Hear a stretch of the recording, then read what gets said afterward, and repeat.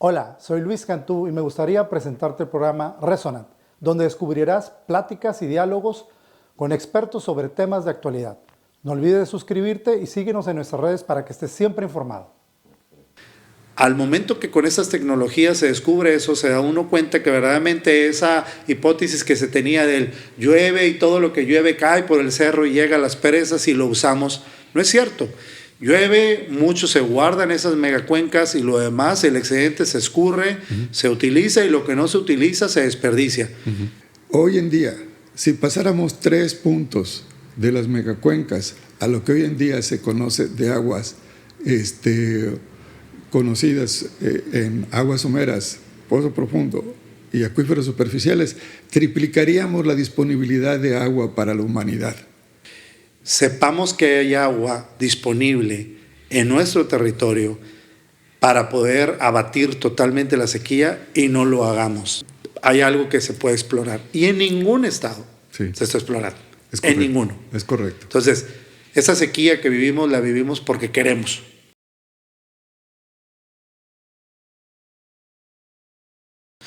Amigos, bienvenidos a Resonant, el podcast, otro episodio.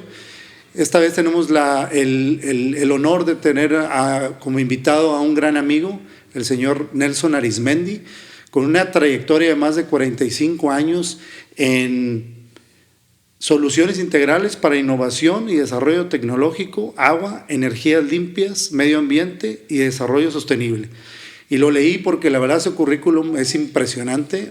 Quizá nos llevábamos la mitad del podcast nada más de hablar de su currículum. De todos modos lo vamos a publicar tanto en el podcast como en los comentarios del mismo. Nelson, muchas gracias, bienvenido, buenos días. Muchas gracias, Luis. Encantado de verte nuevamente y de platicar sobre temas que son de interés para nuestra comunidad y para nuestro planeta. Gracias y gracias por dejarte atrapar porque traía ya tiempo persiguiéndolo, pero bueno, gracias. Nelson viaja mucho, está constantemente promoviendo los proyectos en los que participa.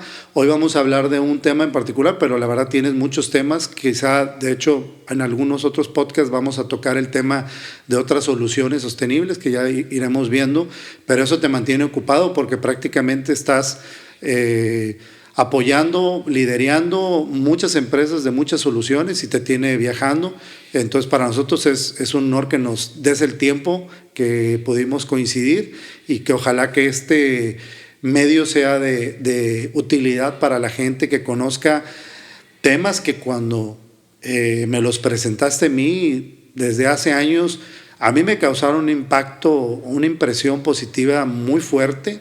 Y creo que la audiencia lo va a ver de la misma forma, porque es mucha información que, si bien es muy técnica, el entenderlo es algo sencillo, el saber que existe es algo impresionante y el saber que no simplemente es algo increíble. ¿No crees que es la percepción general que se puede tener de estos temas? Es correcto, Luis. La ciencia ha venido avanzando tremendamente. Desde tiempo atrás, precisamente, nos había tocado pronosticar ya la parte de la crisis climática que venía y que hoy estamos sufriendo. También la parte de la escasez o la crisis de agua, vamos a ponerlo así, porque en algunas partes escasea y en otra parte hay inundaciones, pero a final de cuentas la disponibilidad del recurso está en situaciones difíciles y los modelos que se han venido utilizando se han sido totalmente rebasados, ¿no? Afortunadamente hay soluciones, nos dimos a la tarea de seguir trabajando y generar soluciones para beneficio de la comunidad, el planeta y el sector productivo en general, ¿no? De hecho, el tema a tratar el día de hoy, porque son muchos temas que tú me has presentado, que me has mandado información, te prometo que hice la tarea, los revisé. Parte de ellos ya los conocía, obviamente tengo algo de experiencia en la industria de energía, pero hay un tema que consideré que era el más importante a tratar por lo que está sucediendo actualmente. Obviamente en todos lados se habla de la sequía, de la falta de agua, de este líquido vital, y concentrándonos en lo que es México, porque la verdad pudiéramos hablar de esto de cualquier país, pero concentrándonos en México, vemos que la gran mayoría de los estados están pasando por sequía. la cuestión climatológica no ayuda, los cambios climáticos apuntan a que esto va de mal en peor. Y en este caso en particular, el tema que vamos a tratar habla sobre medios o alternativas que hay para la extracción y obtención de agua diferentes a los convencionales, que resultan ser más económicos, más efectivos y que no se implementan. O sea, que existe, la tecnología está, sí, pero por razones que más adelante vamos a platicar, deciden no implementarlos. Es correcto, Luis. Efectivamente, estas soluciones ya existen, se han venido implementando con éxito en varios países, desde lo que son desiertos, islas, zonas semiáridas, zonas donde había escasez. Algunos incluso se rescataron unos países que estaban incluso en un colapso de agua en las islas del Caribe, y esto ha sido totalmente probado y comprobado también por las Naciones Unidas, ¿verdad? Y también la existencia de este tipo de recursos hídricos también ha sido por otros expertos o científicos a nivel mundial, como son también los científicos que están en National Geographic, que vamos a ver más adelante, ¿verdad? Sí, de hecho, a mí me impresionó en un material que me enviaste cómo hay una gráfica muy ilustrativa, muy sencilla de entender. Ojalá tengamos oportunidad de publicarla en el video, porque te muestra lo que viene siendo el modelo hidrológico anterior y el modelo hidrológico actual. Y para crear el contexto básico del tema de discusión, anteriormente, yo obviamente lo voy a explicar a como lo entiendo, y ya tú me dirás o corregirás en las partes donde me equivoco, sí, porque obviamente sería muy difícil tener que un abogado le entienda esto al 100%, ¿no? Pero prácticamente se entendía el ciclo normal de la evaporación del agua, de la condensación, obviamente la lluvia que cae en nuestros, vamos a decir, cerros, ¿no?, la superficie del planeta, y como esa agarra un cauce, llega a los ríos a las presas o cualquier otro embalsamiento que exista, y de ahí al uso, y lo que no se usa se vuelve prácticamente a tirar al océano, ¿no? Ese era como que el modelo básico que se tenía.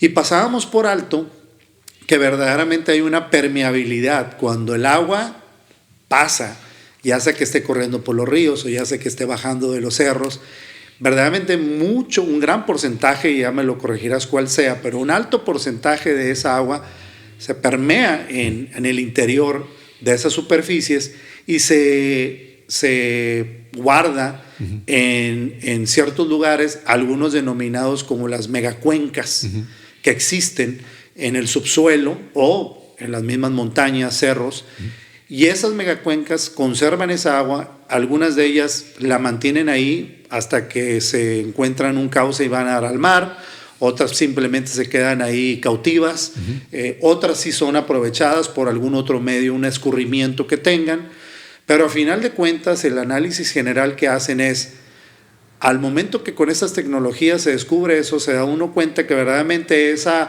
hipótesis que se tenía del llueve y todo lo que llueve cae por el cerro y llega a las presas y lo usamos, no es cierto. Llueve, mucho se guarda en esas megacuencas y lo demás, el excedente se escurre, se utiliza, y lo que no se utiliza se desperdicia. No se está aprovechando toda esa agua que queda cautiva en esas megacuencas, que representan un alto porcentaje de agua potable o tratable disponible para diferentes estados, que hoy por hoy aquí la tenemos guardada y no la estamos usando. Estoy en una descripción muy simplista, ¿en lo correcto? Sí, Luis, si me permites ampliar un poquito el concepto. Efectivamente, se ha demostrado científicamente que el 80% de las lluvias del planeta es en las montañas. Okay. Y todas las montañas se formaron por dos razones: choques de placas tectónicas y erupciones volcánicas. Eso te genera una serie de grietas y fracturas. Entonces, esas grietas y fracturas, tenemos ahí dos puntos. Cuando llueve, mucho de lo que llueve en la montaña se subestima la precipitación. Pues ahí tenemos un punto de lo que nos está considerando. Dos, La infiltración que hay a través de esas grietas en la roca tampoco se ve, porque en un momento dado se consideraba que las montañas eran prácticamente impermeables, que no es así, ¿verdad? Entonces, todas esas infiltraciones y toda esa estructura se van formando venas y arterias y que pueden ser cientos o miles de kilómetros con diferentes puntos de recarga, ¿verdad? Y que no afectan los acuíferos actuales y para los cuales hay un protocolo que después hablaremos de él, para no afectar los acuíferos, sino incrementar las reservas. Ahora, de hecho, del agua dulce, que es el 2.5% que tenemos en tierra, el 70% está en los polos, ¿verdad? Bueno, ahora con los deshielos ya hay menos del 70%.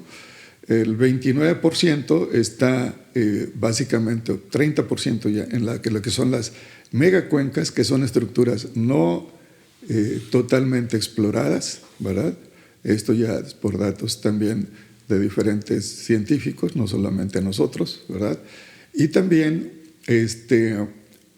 por el 1% de lo que nosotros hoy en día conocemos que está en aguas, ríos y lagos y aguas someras y los denominados pozos profundos que no tienen nada que ver con las megacuencas en lo absoluto, ¿verdad? Que es una confusión muy normal. Es una confusión muy que normalmente normal. La gente confunde megacuencas con pozo profundo. Con un pozo profundo de agua. No tiene nada que ver. Okay.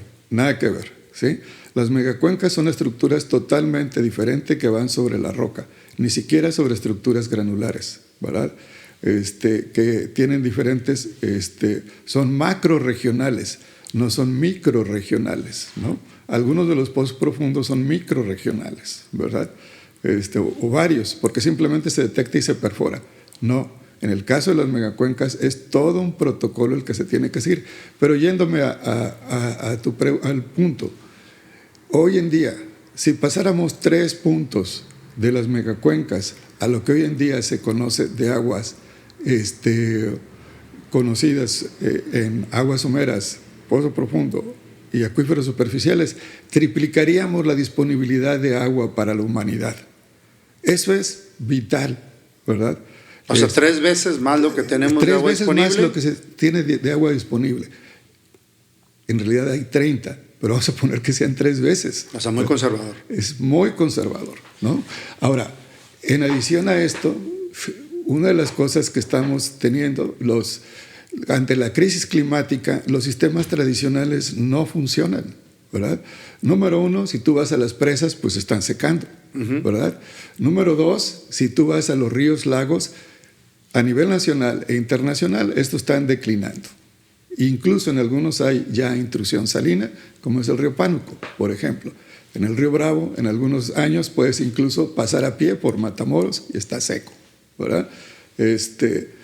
Y así me puedo ir con varios, ¿verdad? Ejemplos en todo el estado. Eso es en diferentes lugares del país estamos teniendo lagos que se están secando. Cuitzeo ya se secó. El lago de Pátzcuaro, el segundo más grande del país, va por esa vía. Chapala también está bajando su nivel. Entonces, ya esa parte no es sostenible, habiendo este tipo ya de soluciones que han sido probadas con éxito. Incluso, como tú lo mencionabas muy bien, se dice, bueno, es que en el desierto de repente no encontramos. A ver, por ejemplo, o la precipitación ahí es muy baja. Bueno, ahí, pero el concepto, por ejemplo, vamos a suponer, todo el mundo conoce, o mucha gente conoce Cuatro Ciénegas, donde están los famosos estromatolitos. Bueno, ahí pasan 2 ríos subterráneos de 700 litros por segundo y no llueve, y la precipitación es mínima. ¿De dónde viene esa agua? De las megacuencas. Y las megacuencas, sí, sin regresarme tanto nada más, son reemplazables, o sea, vuelve a llover y vuelven a capturar agua. Estos han capturado agua desde siempre, ¿verdad? Pero es un esquema que es sostenible y resiliente. Ahora, el estudio que realizamos nosotros desde fase 0, 1, 2, 3, 4, va analizando todos y cada uno de los aspectos, ¿verdad? Para conocer totalmente el acuífero. dónde se recarga, cuánto se recarga, cómo se recarga, es sostenible, no es sostenible, es resiliente, no es resiliente, etcétera, ¿verdad? Sí, ahorita, de hecho, íbamos a entrar a los requisitos, porque yo vi los requisitos que ustedes aplican para determinar qué megacuenca sería... ¿Dónde es factible y dónde no es factible explorar? Pero lo que quiere decir que uno de los requisitos y una de las cosas que suceden es que muchas de esas megacuencas con las lluvias, no es como que ya la encontramos, no la habíamos explorado, la vamos a utilizar, se va a acabar y ahí terminó. No, la megacuenca cuando siga habiendo lluvias va a volver a capturar agua. Claro. Esto es básicamente siguiendo el fenómeno natural que describíamos, ¿verdad? De que mientras haya todas esas infiltraciones en rocas, que es lo que no se mide, todas esas venas y arterias que son las que descubrimos, son las que precisamente van a seguir dándose. Y su composición química de hecho es totalmente diferente a la de los acuíferos convencionales. Y ese se mide de diferentes maneras, ¿verdad? De tal manera que podemos comprobar que al desarrollar estas megacuencas estamos adicionando reservas, que es algo muy valioso, y no afectando a ninguna otra, ¿verdad?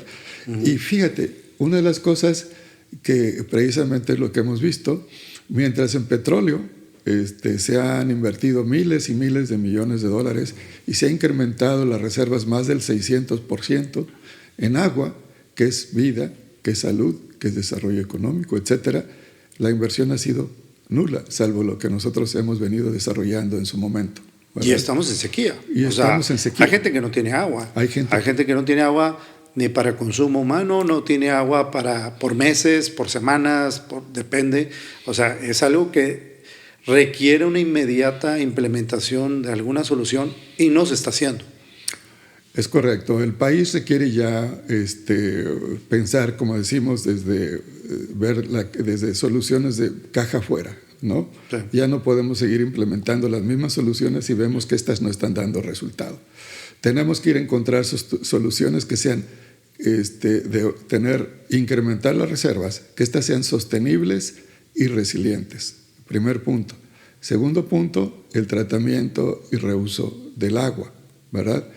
Y el tercer punto, el uso eficiente de la misma, por ejemplo, a través de la tecnificación del campo, ¿verdad? Son los tres factores para tener, para uno, mejorar la disponibilidad y tercero, la otra parte también de tener siempre una sostenibilidad y resiliencia en el recurso. En los proyectos que hemos desarrollado en otros lugares, los pozos siguen teniendo la misma producción independientemente de haya sequía o haya inundaciones. Independientemente de huracanes o sequías, siguen.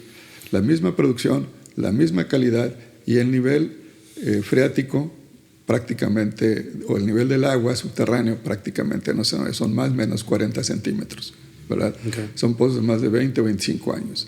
Esto demuestra la capacidad de resiliencia y sostenibilidad de esta solución, número uno. Dos, México cuenta con características que nos permiten definir que en varias áreas pueden ser, y de hecho hicimos un estudio hace varios años de zonas donde sabíamos que iba a haber una escasez, ¿verdad? Y lo señalamos en su momento, desafortunadamente no se actuó. Ahorita traemos en eso.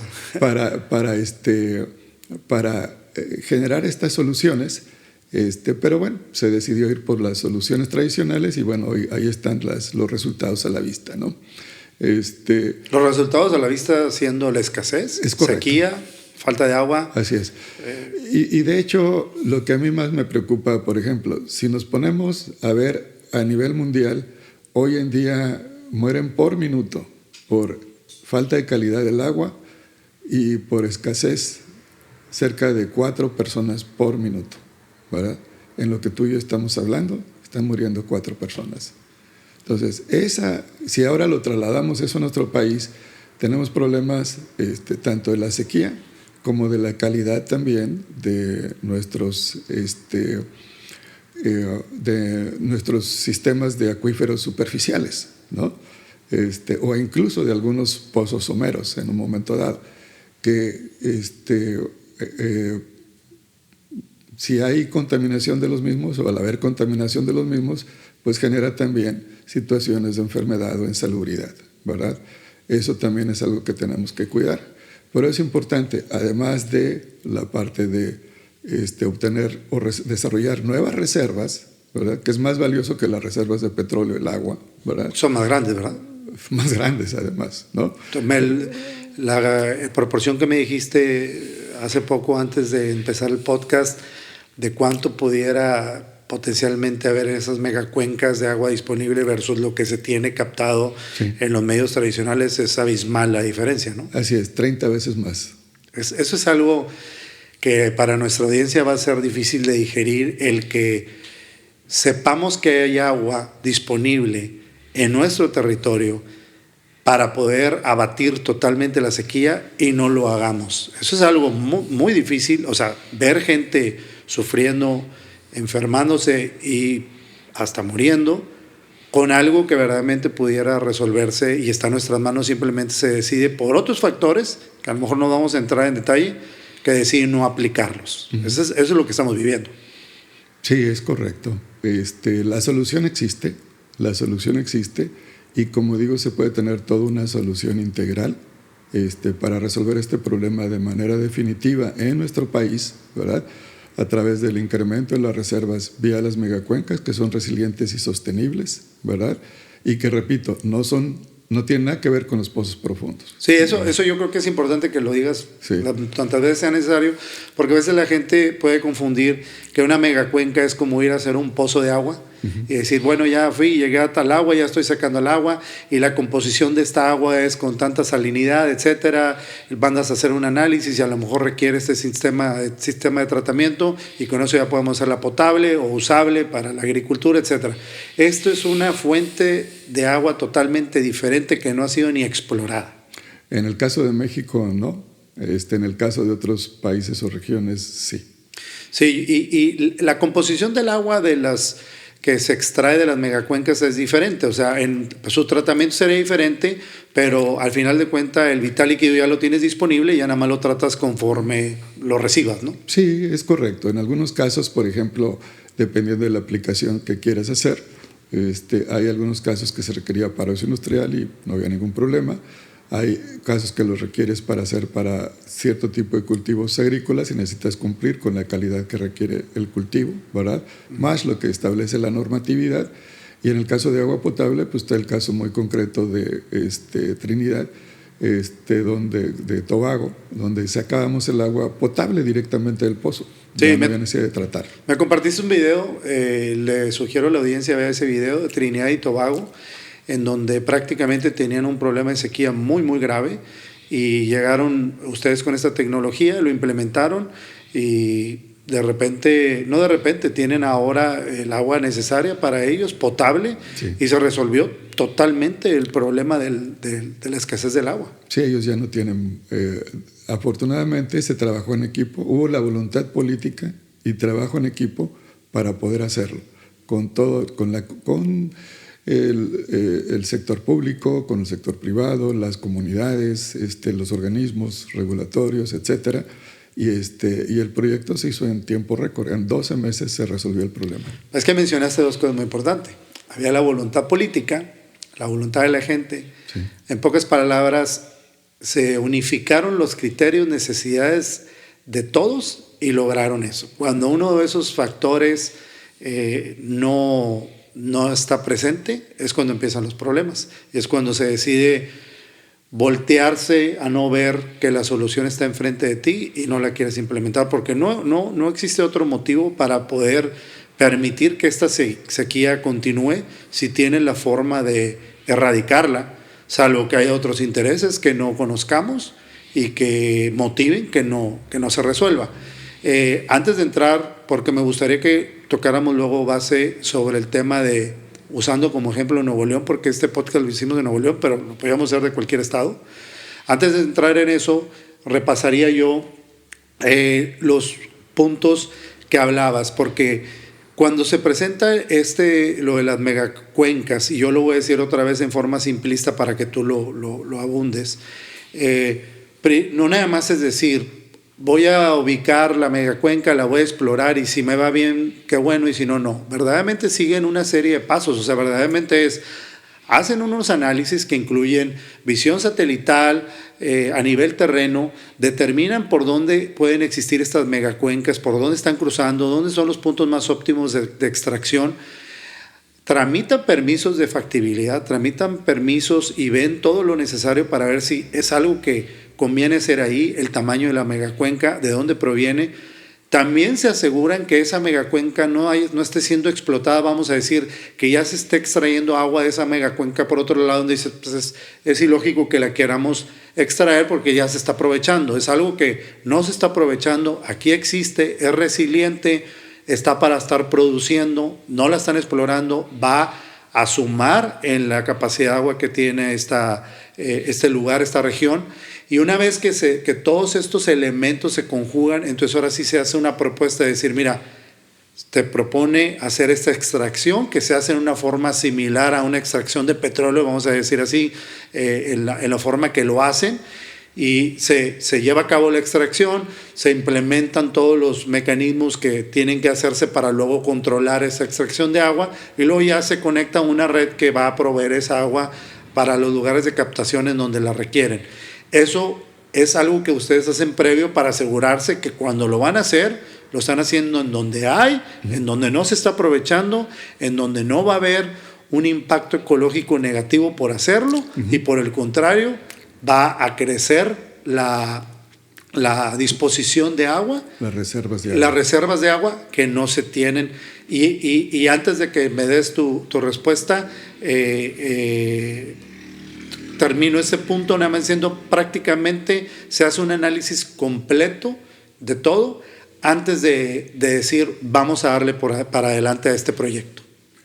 Es correcto, Luis. De hecho, seguimos todo un protocolo integral, sistemático, científico y holístico, de una manera metodológica que nos permita asegurar dos cosas: la sostenibilidad y la resiliencia y la disponibilidad del recurso. Dos, la no interferencia del recurso con con los recursos actuales, de tal manera que estos no resulten afectados. Tres, que sea una calidad apropiada del agua. Y cuatro, que pues esto nos permita tener un acceso, que el agua sea accesible, asequible y con calidad, ¿verdad? Para la población en general y el sector productivo en general, y sin afectar el medio ambiente, ¿verdad? Entonces, es parte de nuestro ADN en ese sentido. Sí, es fundamental conocer el acuífero que tú vas a utilizar para trabajar en armonía con la naturaleza. Si tú trabajas en armonía con la naturaleza te devuelve más. Si tú trabajas en contra de la naturaleza, ella te lo cobra, ¿verdad? Nosotros tratamos de entender y trabajar en armonía con la naturaleza, estudiando cada fase y cada paso, y entendiéndolas desde hace miles o desde hace millones de años, porque hacemos todo un análisis, no tratando de términos técnicos, geológicos, litológicos, meteorológicos, de orografía, etcétera. Pero para no entrar en términos técnicos, desde una primera fase de factibilidad, viendo todo como tú lo señalabas, del satélite, abarcando grandes áreas y viendo por dónde van todas las venas y arterias de esos conductos, ¿verdad? Haciendo los análisis de dónde y cuánto y cómo se va recargando, ¿verdad? Y la sostenibilidad de esto mismo y la opcionalidad que tienes. A diferencia de los lugares donde simplemente detectas y perforas, eso no te permite conocer el acuífero, ¿verdad? Nosotros tratamos de conocerlo integralmente para en base a eso poder administrar y decir, esta es la cantidad que podemos utilizar, y no más. Después viene de una fase 0 de estudio de factibilidad, ¿verdad? Viene una fase 1 de ver las áreas grandes y ahí se ven también grandes extensiones. Luego después viene una fase 2 también donde se ven áreas favorables, Luego finalmente una fase 3 donde se definen las áreas más que siguiendo toda la metodología te permiten lograr esa sostenibilidad, esa resiliencia y tener también se van para ir determinando las cantidades que es conveniente en un momento dado tomar, y de tal manera que siempre tengas un colchón para poder seguir aprovechando el acuífero en armonía con lo que la naturaleza te da, ¿verdad?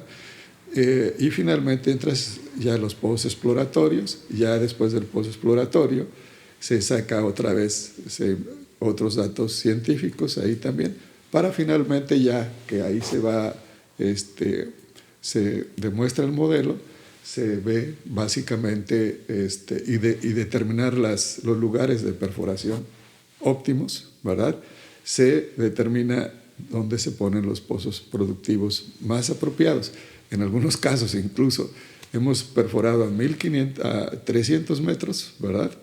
En otros casos hemos perforado a 400 metros. Todo perforamos en roca, es importante decir esto. Nosotros nunca perforamos en zona granular, por 2 razones. La primera es porque eso te provoca hundimientos o socavones, porque el agua es incompresible. 2, porque ese tipo de yacimientos, vamos a decirlo así, o formaciones, cuando hay sequías, rápidamente tienen una declinación, ¿verdad? Y eso lo que genera es te mueve la calidad del agua y puede haber concentración incluso de metales pesados, por ejemplo, ¿no? Entonces se vuelve no potable. Entonces, en nuestro caso, la calidad permanece, ¿verdad? Por eso siempre perforamos en roca, jamás en zona granular, ¿no? Y hay incluso pozos que hemos perforado a 300 metros que sale el agua sola, ¿verdad? Eso también buscamos que, como esto viene de las montañas y estamos en otro nivel, por presiones hidrostáticas te permita aprovechar la energía. También hacemos una optimización energética. Hay incluso pozos que hemos llegado a perforar a 1500 metros y el agua también sale sola en grandes cantidades, ¿no? Y siempre vemos que esto también, antes de que se hayan invertido más cantidades, siempre se va analizando el modelo también económico. Es el modelo hidrogeológico, el modelo económico y el modelo integral de la cuenca, paso por paso, fase por fase. No te puedes saltar uno, porque es fundamental conocer en detalle el acuífero, ¿verdad? Para poder administrarlo y poder gestionarlo y poder tener siempre reservas que vas a tener siempre que sean sostenibles y disponibles cuando las necesitas, ¿no? Entonces, eso es fundamental. Si solamente se detecta, se perfora y ya, eso no resuelve el problema. No. Eso no resuelve el problema. Se está haciendo solamente una pequeña parte de todo el análisis holístico que debería de hacerse. Y entonces solamente dependeríamos de lo que de lo que llueve o de la precipitación en esa región o zona. O accidentalmente puedes perforar algo ahí en media cuenca, pero no sabes si es o no es y dónde se recarga, de dónde viene y cuánto es, ¿no? Sí, yo creo que es la distinción que hacías y insistes mucho en decir, el pozo tradicional que han estado haciendo y que se hizo muy famoso, que hicieron pozos de agua, son pozos de agua que hacen en algunas corrientes que están ahí, que pertenecen a lo mejor a unas desviaciones de los mismos ríos que ya se están aprovechando, nada más está pasando por ahí el agua. No se está analizando, como dices tú, el acuífero, como debe ser la megacuenca y todos los análisis que hacen ustedes. Sí, todo el acuífero de manera integral, sistemática, metodológica y científica, de manera integral. Eso es fundamental para asegurar que estas reservas son adicionales a las que ya existen y que además no interfieran con lo que ya existe y que esto te viene a aumentar las reservas que hoy en día están declinando brutalmente y eso es parte de lo que nos ha generado la sequía. Prácticamente hacen el análisis completo para entender el acuífero cómo está, cómo lo pueden extraer, asegurarse que ecológicamente no cause ningún daño cuando hacen la perforación, asegurarse que no se esté extrayendo de ese acuífero ya, como para qué vuelves a extraer sobre algo que ya se está aprovechando. Correcto.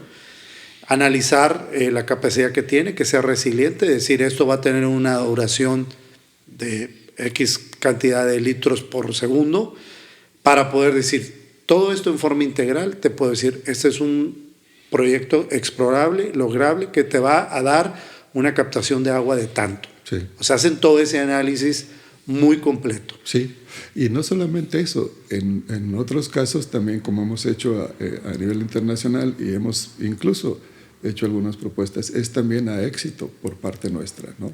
Los cobros son cuando en un momento dado, de tal manera que esto no tiene ningún riesgo el usuario. Eso, te soy honesto, fue lo que más me impresionó. De cuando vi esa presentación me sorprendió mucho cuando dicen, todo lo que hagamos nosotros va contra el resultado. Así es. Va contra tengas un éxito. O sea, si no logramos hacer nada, no te vamos a cobrar. Sí. O sea, te vamos a ayudar a aumentar tu disponibilidad de agua siempre y cuando haya cómo. Y ahora voy a entrar en dos temas, y los dos temas son de lo mismo, muy importantes. Voy a usar, primero me voy a ir a lo que es costos, efectividad, etcétera.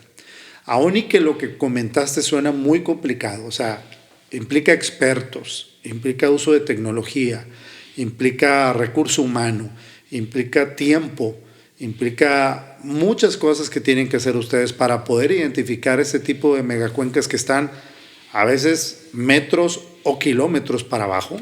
Kilómetros no tanto, Luis, diría yo, en los rangos que hemos perforado. Es más, te podría decir, por ejemplo, en Dakota del Norte, hemos perforado pozos desde 300 metros de megacuencas en roca hasta 400 metros, Trinidad y Tobago. Sí, algunos como en Texas, que fue en pleno semidesierto, a 1500 metros. Es el que yo vi, por eso a lo mejor... Ese fue, ese el agua salió sola, 200 litros por hay segundo. una foto donde están ahí saltando el agua. Por eso yo dije kilómetros, porque en ese sí me acuerdo que fue un pozo muy... Exactamente. Que no requería bomba y estaba saliendo el agua... Desde los Apalaches, fíjate. Y a 1500 metros te daba ahí más. En Afganistán... pozos había, por ejemplo, los más profundos era de 2000 metros, por darte un ejemplo, pero ahí, como viene de los Himalayas, la presión es tal que por cada pozo que perforabas generabas 1 megawatt de electricidad. Además sí, era una adición que le hacían a la generación. Pero en general, yo lo que te diría estarían entre 0, 300, 400, 600 o 700 y 1500 máximo en ese sentido. 2000 en los casos extremos, pero estos tienen que ser económicos, ¿verdad? ¿Y qué te da la economía? La productividad del pozo, ¿verdad? Y la sostenibilidad del pozo. La otra parte también es que uno de los aspectos que vimos en el caso de Dakota del Norte es que, por eso digo que no es lo mismo la megacuenca que el pozo profundo. Los pozos someros estaban entre 50 y 100 metros máximo, ¿verdad? Los pozos profundos los tenían alrededor de 1000 metros. Nuestros pozos estaban alrededor de 300 metros, ¿verdad? Las megacuencas, o sea, estaba entre el somero y el profundo. Y nuestros pozos empezaron con una productividad de 10 veces mayor a los someros y profundos, hasta 100 veces mayor la productividad a los someros y profundos. Una diferencia terrible. Una diferencia tremenda. Había un mapa que vimos en donde dice, por estado, la disponibilidad te lo marca con colores, cuáles hay mucho potencial de una megacuenca y en cuáles menos. La verdad marca, en donde no marca prácticamente es donde no lo necesitan. Es claro. Y en donde sí marca que es muy potencial, lo marca como que hay algo que se puede explorar. Y en ningún estado se está explorando. En ninguno. Es correcto. Entonces, esa sequía que vivimos, la vivimos porque queremos. Prácticamente, a lo mejor cuando hagan el análisis y todo el protocolo que platicaste, algunos se tengan que descartar, ya sea porque puede haber un daño ecológico, ya sea porque ya se está extrayendo de otra forma, pero sería muy difícil pensar que todos estos potenciales ni uno califique.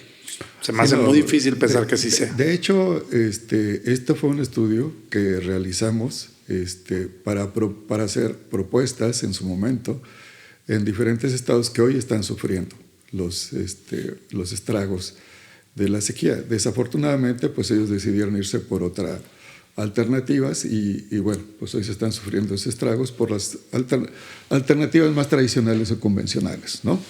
Lo que nosotros queríamos era aumentar en sus reservas, tener un suministro suficiente y resiliente. Desde el punto de vista comparado con contra cualquier otra alternativa. Que es la tabla que tengo aquí, que te la iba a decir para que tú me dijeras. Sí.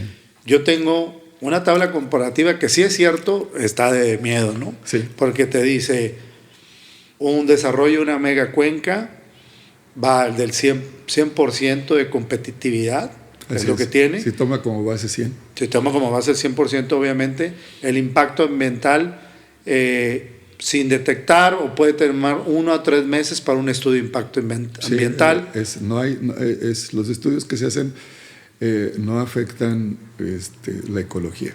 Y es importante estos datos, no se me duerman ni se me distraigan, pero la verdad es importantísimo esto. Sí. Tiempo para empezar a producir 12 meses. Sí, si todo el mundo nos alineamos para resolver este problema. De hecho, estoy hablando en todas las alternativas, estoy hablando que todo el mundo se alineó, porque incluso para las otras no, sí. Para las tradicionales también sí. tienen que alinearse, si no es igual. Entonces, en esta estoy dando por hecho que todo el mundo dijo sí. Correcto. Riesgo de sabotaje muy bajo. Así es, tiene muchas opcionalidades. La segunda, que también se hace, viene siendo acueductos mayores. El porcentaje de competitividad 130 a 250% sí, más caro. Uh-huh. El impacto ambiental muy alto. Necesitas 1 año para un estudio de impacto ambiental, uh-huh. A diferencia de 1 a 3 meses. Requerimientos de tierra, me brinqué el otro, en 0.02 de hectáreas para un pozo, uh-huh. En uno de megacuenca. Uh-huh. Acá ocupas 1 hectárea, más o menos. El tiempo para producir 2 a 3 años y un riesgo de sabotaje alto. Así es. En desalinizadoras, que son las plantas que prácticamente agarran aguas con sal, las tratan, traes un costo de 190 a 340% más, uh-huh. Tomando como base que es el de las megacuencas. Uh-huh. El impacto ambiental es muy alto, requieres de 1 o 2 años para los estudios ambientales, ocupas entre 3 y 10, necesitas entre 10 y 10 hectáreas. Para empezar a producir necesitas entre 2 a 4 años. Uh-huh. Y el riesgo de sabotaje es alto. En las presas, más acueductos, que nosotros somos muy famosos de decir, una presa, qué bueno, una presa nueva, trae entre un 200 a un 350% más de costo. Uh-huh. El impacto ambiental es muy alto, de 2 a 5 años para los estudios. Requerimientos 1,000 hectáreas. Esto depende de qué tan grande quiera ser la presa, obviamente, pero 1,000 hectáreas es un más o menos. Tiempo para empezar a producir 3 a 6 años, por lógica, la construcción, etcétera, etcétera. Sí. Y un riesgo de sabotaje alto, porque pues es difícil cuidar todas las fuentes puntuales de cómo puedas impedir que te roben el agua. Lo hemos visto en muchas presas en donde se roban el agua. Es impresionante cómo una medida no convencional, una alternativa que te puede dar hasta 30 veces más agua que las otras, te cuesta muchísimo menos, se tarda muchísimo menos en hacerlo, y hace el impacto ambiental más bajo y no lo hacemos. Esto es increíble, como para decir, obviamente hay factores externos que están deteniendo esto, porque es imposible que no tomes una solución que tienes en tus manos. Sí, de hecho esto ha sido la recomendación, pues, no nuestra, de las Naciones Unidas el año pasado, en febrero, de impulsar la exploración de fuentes sostenibles, de la exploración de aguas subterráneas, de fuentes sostenibles y resilientes, como es el caso de las megacuencas. Fue recomendación de las Naciones Unidas ante la crisis del agua y la crisis climática. La ventaja de esto, como bien se señala, es que independientemente de si haya sequías o huracanes, esto sí como se está comprobado en las islas del Caribe, donde participamos, ¿no? Y en otros lugares también, desde Somalia, Sudán, etc. Son pozos que siguen produciendo, ¿no? Y básicamente, o el mismo de Texas, ¿no? Pozos que siguen produciendo. Son básicamente situaciones que hay que considerar de que el mundo ya cambió, ¿verdad? Estamos en una crisis climática y en una crisis de agua y tenemos que tomar acciones ya fuera de la caja y no son las acciones tradicionales, porque si seguimos con presas y tubos, pues es simplemente seguir dependiendo de si va a llegar a llover o no va a llegar a llover y si va a haber agua para el siguiente año o no. Nos ha tocado ver presas que son 25 mayores que la del Cuchillo, por ejemplo, y se secan, como fue el lago Mead o el lago Powell o la presa Mead también, lago Mead, ¿no? Presas que hoy en día, todo el sistema de Cutzamala, que hoy está en graves problemas, ¿verdad? Y en fin, diferentes estados también están en graves problemas por el nivel de las presas. No podemos depender del abasto meteorológico y poner en riesgo a la comunidad dependiendo del clima para ver si la comunidad va a tener o no va a tener agua. Tenemos que controlar nuestro destino a través de soluciones sostenibles y resilientes. Y esta es precisamente una de las soluciones que se integra con el tratamiento y reuso y el uso eficiente del agua, ¿verdad? Sí, prácticamente tenemos que modernizarnos. Sí. Es lo que se entiende, al menos de lo que he platicado contigo, lo que he leído. Hay que modernizarnos y obviamente no depender de estos métodos tradicionales como una presa que en su momento tuvo su éxito, que en su momento tuvo su razón de ser. Así es. Estaba en base a las circunstancias que se vivían en ese entonces, Sí. Estaba en base a cómo se comportaba climatológicamente el mundo en ese entonces. Así es. Y hacía sentido. Correcto. Había la lluvia necesaria para rellenar las presas nuevamente y se usaban, se rellenaban y así. Ahorita no estamos ahí. Ahorita estamos en donde ya no es suficiente las presas. Ahora, no quiere decir que se van a descontinuar las presas. Las presas pueden seguir siendo un muy buen medio de captación del agua. Sí. La generación de nueva agua, o sea, el abastecimiento del agua nueva que necesitamos, ya no puede venir nada más de las lluvias, ya tiene que venir de otros factores, como de tecnologías o métodos como Sí. y la presa va a seguir siendo la que capta el agua, puede Así ser es. uno de los Puede ser complementario, pero ya es urgente atender este tipo de nuevas tecnologías para poder tener el abasto que corresponde. E insisto, yo no me canso de mencionarlo, de decir, la solución está en nuestras manos y no la aplicamos porque no queremos, porque no se alinean los intereses. Eso es algo que la verdad no puede ser concebible desde el punto de vista que es un líquido vital. Si el agua es vida, es salud y es desarrollo, ¿verdad? Es un líquido precioso que tenemos que cuidar y desarrollar, ¿no? Y trabajar en armonía con la naturaleza para tener ese ciclo sostenible con la misma. Ahora, ya se hizo un estudio en Nuevo León, y agarré Nuevo León porque estamos haciendo el podcast en Nuevo León, pero la verdad podemos hacer, esto ya lo platicamos de otros estados también, pero en Nuevo León se hizo un estudio, se encontraron acuíferos, se encontraron megacuencas, se identificaron en forma preliminar, porque no se ha hecho todo el estudio como debe ser, prácticamente no a las afueras, también a las afueras en Monterrey, bajo el subsuelo, algo que está accesible en forma rápida. No quiere decir que todas esas megacuencas o acuíferos van a poder ser explotados en su totalidad, habría que ver, pero en un mapa que se ven las vertientes, las corrientes, cómo están, y están al alcance totalmente.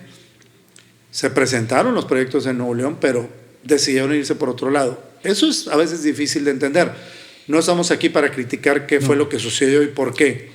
Lo importante es que la gente sepa que Si se quisiera combatir la sequía, se puede. Sí. La tecnología para hacerlo, se puede. Y Nuevo León pudiera erradicar a un costo muchísimo más inferior al de una presa, al de una planta tratadora, el problema es la sequía. ¿Es una afirmación correcta? Es correcto, sí, totalmente correcto. Efectivamente, hay varias oportunidades en Nuevo León, dentro de la zona metropolitana, en un radio de 80 kilómetros. Calculábamos nosotros un estimado de alrededor de 10 metros cúbicos, 12 metros cúbicos por segundo. Hacia la zona de Linares, Allende, todo esto, también es una zona interesante, donde pudiera haber otros 5 a 6 metros cúbicos por segundo, dentro de Nuevo León. Hacia el noreste también se descubrió también otro yacimiento, donde hay otra posibilidad de otros 5 metros cúbicos por segundo. Todo esto hay que, obviamente, realizar todas las fases del estudio, ¿verdad? Pero digo, sabemos que ahí está el agua la y otra, no está explorada. Se ha señalado también como alternativa la posibilidad de traer agua salada, ¿verdad? Aquí tenemos yacimientos enormes, que van desde Ciénaga de Flores, El Carmen, hasta Salinas, ¿verdad? Que tiene una salinidad de 3.500 partes por millón, ¿verdad? O sea que puede ser muy Mucho tratable. menor. Puede ser muy tratable, y existe ya la tecnología que te permite precisamente, y está aquí a la mano también. Al tratarla la puedes utilizar quizá para agricultura y dejas industria y lo demás, porque hablamos mucho del nearshoring en Nuevo León, el nearshoring. Si van a venir empresas, y el tanto nearshoring que hay, necesitan agua, necesitan energía, y si no hay agua, y teniendo a la mano esto, pues con esto puedes resolver el problema y poder completar tu promoción que tienes de traer empresas. La verdad es un tema muy amplio que podemos abundar en programas adicionales. Toda tu información va a estar publicada en este video y en los comentarios.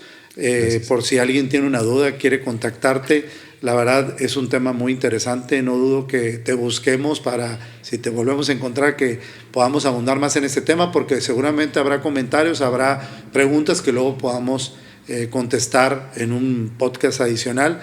Aquí la idea era poner en forma práctica algo que está muy evidente, muy fácil de entender, que ahí está disponible, que pudiera combatir la sequía, pero que nada más no lo estamos haciendo. Y eso ya veremos qué se puede hacer. No, estamos siempre para ayudar, ¿verdad? Siempre todo el conocimiento y la ciencia y la técnica debe ser para el beneficio de la comunidad y de la sociedad, y obviamente de nuestro planeta y el medio ambiente, ¿no?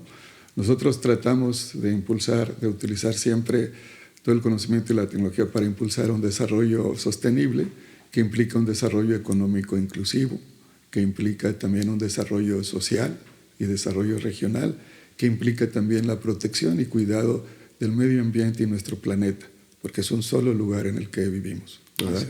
Entonces hay que cuidar todo eso y trabajar esto de manera integral y trabajar todos de manera unida. Es un problema común para todos, es un objetivo común. Del agua proviene la vida, de ahí proviene también nuestra salud, los alimentos y todo lo demás, ¿no? Entonces, es algo donde, con mucho gusto, en donde podamos ayudar, como lo hemos hecho en otras partes, lo haremos. Siempre obrando de manera transparente, ¿verdad? Y en beneficio de la comunidad, del planeta y del sector productivo en general, ¿no? A nuestra audiencia les sugiero que por favor vean los videos que hablan de las megacuencas y la explotación, casos de éxito que ha tenido Nelson y su empresa. Es impresionante. También la ONU como ha recomendado que esto se aplique. No lo estamos haciendo en México. Yo creo que ya es hacer conciencia y tratar de hacerlo. No olviden de seguirnos en redes sociales y suscribirse a nuestro canal. Nelson, muchísimas gracias por acompañarnos. Esperamos tenerte pronto. Muchísimas gracias. Y bueno, esto es, como tú dices, esto que hemos hecho es el trabajo de mucha gente en equipo. Claro. No soy solamente yo, somos mucha gente en equipo que estamos colaborando para tratar de ayudar y de apoyar, ¿verdad? Muchas gracias. Gracias y con mucho gusto. Gracias.